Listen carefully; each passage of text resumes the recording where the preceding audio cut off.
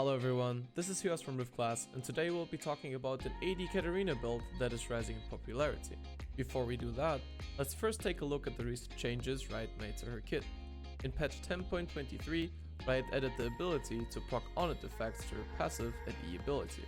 Her ultimate has also received some changes. Each dagger applies on-hit effects at 25% effectiveness, and the damage of each dagger scales with 15% bonus attack damage.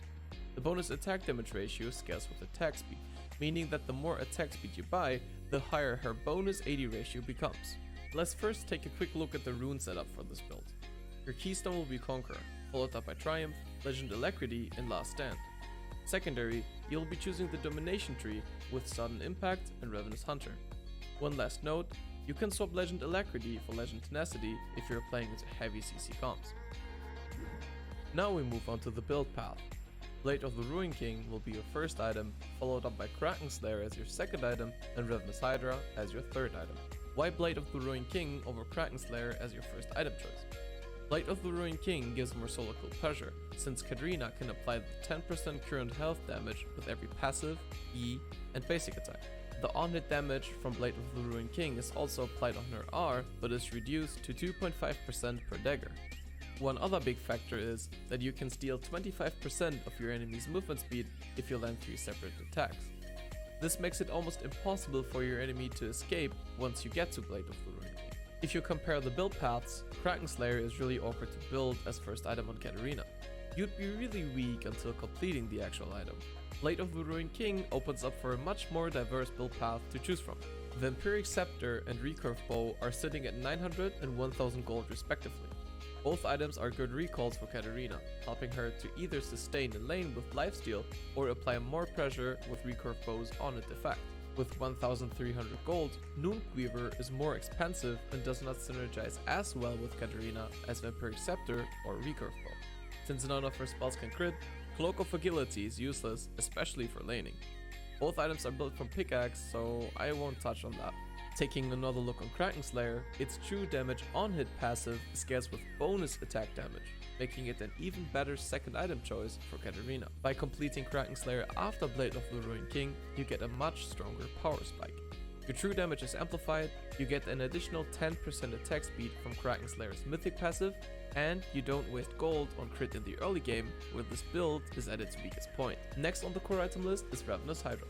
Ravenous Hydra has received some changes in Season 11 as well, and now gives 65 AD, 15% Omnivamp, and 20 ability Ace. Its active got removed, but in compensation, the AoE cleave now procs on spells. 15% Omnivamp paired with Conquer, Ravenous Hunter, and the lifesteal from Blade of the Ruin King gives Katarina the ability to sustain through every fight. You can also heal off of minion waves on neutral camps, letting you stay on the map without being forced to recall. And now, onto how this build interacts with Katarina's kit, starting with Katarina's passive. Katarina's passive gives 1 stack of Kraken Slayer for each enemy champion hit.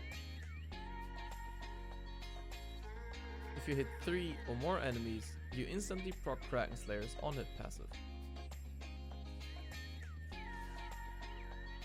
When it comes to neutral monster, her passive does not give a stack of Kraken Slayer, but her E and basic attacks do.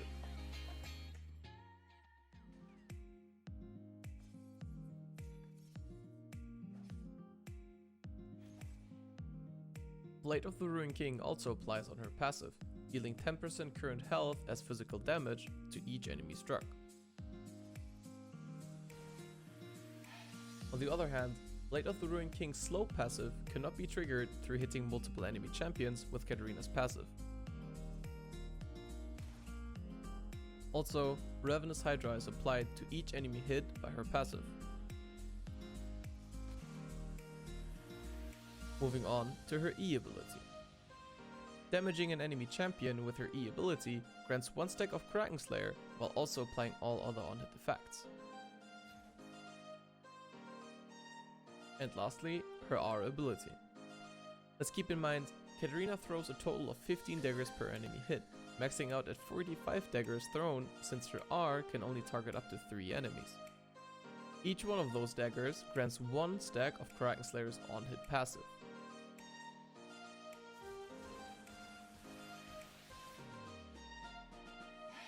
If you manage to hit 3 enemies at the same time with all daggers from her ultimate, you apply Krakenslayer's on-hit passive 15 times. Yes, 15 times.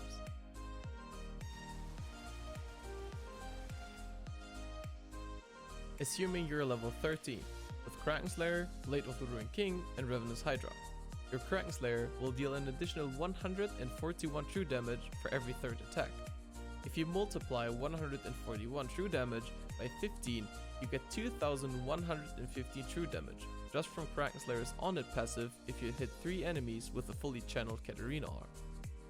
Blade of the Ruined King's 10% current health on-hit passive is reduced to 2.5% while ulting, but can be applied up to 15 times. Also, if 3 daggers hit an enemy champion, Blade of the Ruined King's slow passive will be triggered. The cleave passive from Ravenous Hydra is visually applied on each dagger, but only deals damage once per target.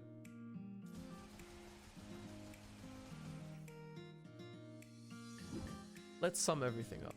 With this build, Katarina gets an insane amount of mixed damage, which makes it really hard to itemize against. She's insanely strong against squishies as well as tanks. The healing from Ravenous Hydra, Conqueror, and Ravenous Hunter combined give an absurd amount of Omnivamp.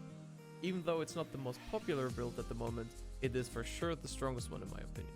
Anyway, this is it for this video. If you guys liked it, feel free to let me know in the comment section below.